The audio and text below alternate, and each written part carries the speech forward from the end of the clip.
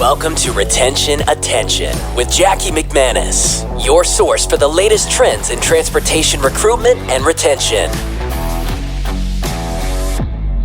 Hi, I'm Jackie McManus. Welcome to today's podcast on Always Be Recruiting, why proactive recruiting strategy is the only strategy for success. With today's current economic climate, freight being softer market than normal, a lot of carriers right now are standing still with hires. And right now, that makes sense in a lot of ways for overall media spend. But with the softer market, this is an opportunity to really strategize on how your team can be proactive and always be recruiting during a soft freight economy, and then when the economy churns, probably in Q3 and Q4, what people are predicting. So today I'm going to review 3 tips that I always tell our clients when they're looking at being a more proactive recruiter. So tip number 1, always be building relationships and your pipelines. If recruiting was nothing more than filling open positions, the starting and ending points would be a straight line instead of an ongoing process. I like to make this similarity to one of my favorite childhood games, Chucks and Ladders, where you could be very close to victory, aka filling a role, and then along comes a shift and unexpected roadblock, a declined offer. That suddenly sets you back more. Moreover, you could be advancing in the game one space at a time, aka struggling to identify a qualified applicant. And then when you least expect it, you come upon a ladder to climb, and a referral is always great. So the point is that good recruiters are always forecasting and thinking ahead for upcoming roles and projected needs on a monthly, quarterly, and then annual basis.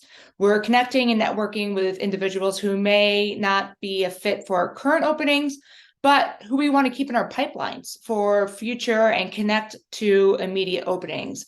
And that's ultimately how we can, as a industry, essentially win the game and put your carrier ahead of the competitors in this space. With the technology where it is today, again, if a driver or a mechanic or a diesel technician isn't a good fit for you now, doesn't mean that this candidate may not be a good fit for your team later on. And so our philosophy is to constantly engage this candidate, whether it's through newsletters, whether it's through text message, sending them updates about your company, the wins, what's going really good. Videos are huge. Driver testimonial videos, about 30 seconds, really anything longer than 30 seconds to a minute, maybe a little daunting to get a lot of eyes on the product itself and the video itself. So we always recommend short videos and to constantly push your branding and your messaging out to candidates that, again, may not be qualified at that time. For example, if you require at least 1 year of OTR experience and the driver at the time has maybe 9 months of experience, well, 3 months from now, you want to make sure that your company is top of mind and that driver is in your pipeline so that when they hit their 1 year mark, you're the first company they think of and you're top of mind. Secondly, always be responsive.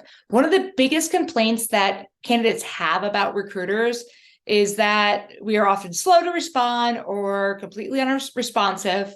And while I agree the criticism can at times be maybe untrue, sometimes it is true. The fact of the matter is that recruiters are overburdened. They're juggling too many tasks, from incoming phone calls, making their outbound phone calls, processing applicants, and trying to connect with qualified, and sometimes trying to connect with unqualified leads. And there are so many tools today that carriers can bring in-house and utilize to make sure that expectations are met. So recruiters should really be diligent in providing status updates to applicants and hiring managers, but we must first communicate the frequency and the manner in which we're able to do so. So some of the job seekers who complain of ghosting or who would like a personalized response are those who have not advanced in the recruiting process for one particular role. Given the volume of candidates in this space that recruiters are trying to manage on a day-to-day basis, that expectation can be customized through your communication and reach out to every person who expresses interest in one of your openings. And that can be a little bit unreasonable for a lot of recruiters, which is, purely a fair stance from the recruiter's standpoint. And so with technology, you can leverage your drip marketing campaigns to automatically follow up via email, via SMS, which SMS right now has the highest open rate. About 90% is what we're seeing across the board, which I'm sure is no surprise to most people. But automatically follow up with your candidate as soon as they apply, and you nurture them through that funnel. You can provide status updates to them through your automation. This clearly saves you and the recruitment team and the leadership team a lot of time. And so a lot of times of what we see on the digital agency side is when companies come to partner with us, they may have a drip campaign set up. And I'll always ask, when was the last time you looked at your drip campaign? Maybe a year ago, maybe 2 years ago, maybe even 6 months ago.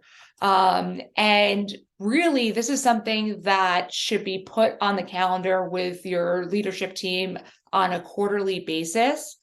If timing doesn't permit for your internal staff, that's where a lot of companies rely on their media partners to assist with this, so they can leverage certain tools that they have and already set up for other carriers. And so on average, if your company is reassessing your follow-up campaigns, your drip marketing campaigns via SMS or emails, we have seen an increase of recruiter productivity by 82%. So that number, that stat alone is staggering. And I highly encourage everyone to always be responsive, but utilize the tools that are out there. Technology is here to support us, not take away opportunities from recruiters, but leverage success so that you can be successful in this space.